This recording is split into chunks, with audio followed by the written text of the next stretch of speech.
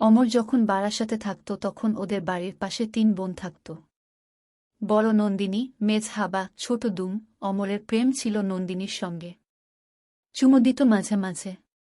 একদিন একা বাড়িতে পেয়ে নন্দিনীর বুক টিপতে লাগল।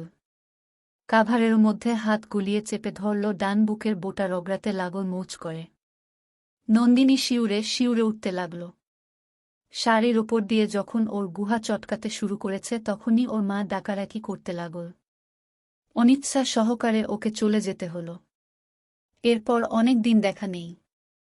নন্দিনীর বিয়ে হয়ে গেছে এক মাস্টারের সঙ্গে। 2 মেয়ে। ইচ্ছে মতো করানোর জন্য নন্দিনী অপারেশন করিয়েছে দ্বিতীয় মেয়ে হবার পরেই। 2 বাচ্চার মা। ব্যাপারে অতি সচেতন। অমিতাভকেও নন্দিনী টিপে আপেল ঝুলিয়ে দিতে দেয়নি। নন্দিনী চাকরি করতে বেরিয়ে যাওয়ার জন্য মেয়েরাও ওর আপেল চুষতে পারেনি বেশিদিন। সবসময় বাড়িতেও কাভার পরে থাকার জন্য 40 বছরেও নন্দিনীর টাইট নার কুলে কুলের মতো 36 আপেল। তার সঙ্গে আপেলের লম্বা লম্বা বাদামি বোটা। এর সঙ্গে ওর ফর্সা সুগঠিত পিছন আর থাই দেখলেই 25 বছরের পুরুষের ওকে করার জন্য লাঠি শক্ত হয়ে যায়। Joint family. ননদকে বর ছেড়ে দিয়েছে। ফ্যামিলিতে ননদ আর শাশুড়ির রাজ। বরের সঙ্গে নন্দিনীর নিয়মিত শোয়া শাশুড়ির পছন্দ নয়। আহা, করা খাকি মেয়ের কষ্ট যদি হয় বৌমার করার থা ভেবে। নন্দিনী আর কি করে করাচ্ছে, চেপেই দিন কাটায়। অবশ্য কখনো মাঝরাতে অমিতাভের কাম উঠলে নন্দিনীর বিছানায় এসে চট করে রাতের পোশাক তুলে আপেল চটকে করার জোগাড় করে নেয়। তবে তার করার টাইম বড়ই কম। গুহা রসানোর জন্য অমিতাভ আঙ্গুলে ভেসলিন দিয়ে বউয়ের গুহাটাকে ঘেঁটে নেয়। তারপর যুবতী বউয়ের উরু 2 দিকে ছেঁতরে নিজের লাঠি গুহায় দেয় ঢুকিয়ে। নন্দিনীর রস একবারও খসার আগেই অমিতাভ তার মধু বউয়ের গুহায় ঢেলে দিয়ে কেটে পড়ে। ওর গুহায় অগ্নিবীণা বাজতেই থাকে। নন্দিনী অমিতাভের এই চুরি করা পছন্দ করে না একদম। কিন্তু উপায় নেই, বরকে করতে দেয়া বউয়ের ডিউটি। তার জন্য বউকে গুহা ফাঁক করতেই হবে। অথচ নন্দিনীর করানোর ইচ্ছা যে রাতে ওঠে, অমিতাভ লাঠি গুটিয়ে ঘুমোয়। গুহায়ের কুটকুটানি আর মেটে না নন্দিনীর। তবে মধুর্সের ভিটামিন নারী শরীরে একান্ত প্রয়োজন। গুহায়ের 2 ঠোঁট দিয়ে স্বামীর পুরো মধুরস টেনে নিয়ে অনেকক্ষণ বিছানায় শুয়ে থাকে নন্দিনী, সাবধান থাকে যাতে এক ফোঁটা রস গুহা বেয়ে গড়িয়ে না পড়ে। অমরের নন্দিনীর সাথে আবার যোগাযোগ হল। অমর বারকতক ওর সাথে দেখা করার পরই ট্যাক্সির মধ্যেই নন্দিনী ওর দুঃখের কথা একে একে বলতে আরম্ভ করল। সুযোগ মতো অমর থাইতে হাত বুলোতেই নন্দিনী ওর জান দুটো কেলিয়ে ধরল। আপেলয়ের বোটা দুটো চটকে নন্দিনীর আপেলগুলোকে, গুহাটাকে টিপে টিপে ছানাপানা করল অমর। আরামে নন্দিনী ট্যাক্সির মধ্যেই হিসাতে লাগল। নন্দিনীকে করার প্রস্তাব দিতেই ও রাজি। দমদমে নন্দিনীর নতুন ফ্ল্যাট। খালি পড়ে থাকে। খালি বাড়িতেই ওরা প্রাণের সুখে কড়াকড়ি করব ঠিক হল। অমর এর মধ্যে নন্দিনীর জীবনের কাহিনী একটু একটু করে জেনে নিল।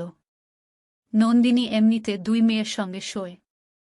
প্রত্যেক শুক্রবার গভীর রাতে মেয়েরা ঘুমালে সে অমিতাভের কাছে গল্প করতে যায়।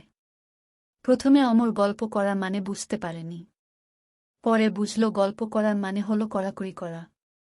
ওই রাতে নন্দিনী হাতকাটা রাতের পোশাকর তলায় সায়া বা কাভার ছাড়াই স্বামীর বিছানায় আসে। সঙ্গে সঙ্গে অমিতাভ কত কত করে বউয়ের পাকা আপেল দুটো খেতে থাকে। আগের রাতে অমিতাভ যুবতী বউয়ের ভোগ করে তার গুহায় মধু ছাড়ল। মোটা মোটা আপেল টিপে হাতের সুখ করে নিয়েছে আগেই। এবারেও নন্দিনীর রস খোসার আগেই অমিতাভ তার মধু বউয়ের গুহায় ঢেলে আরাম করল। আরে ঢ্যামনা মিনসে করাখাকি বউয়ের গুহা করে রস খোসাতে পারিস না, মনে মনে গালাগালি করতে করতে গুহা পেতে বরের মধুরস চুষে নিয়ে স্ত্রীর ডিউটি পালন করল নন্দিনী। ওর করার ইচ্ছে আর বেড়ে গেল। নন্দিনী এল এক বেলার জন্য বারাসাত থেকে। বেলা 12টার সময় অমর ওর ফ্ল্যাটে এল।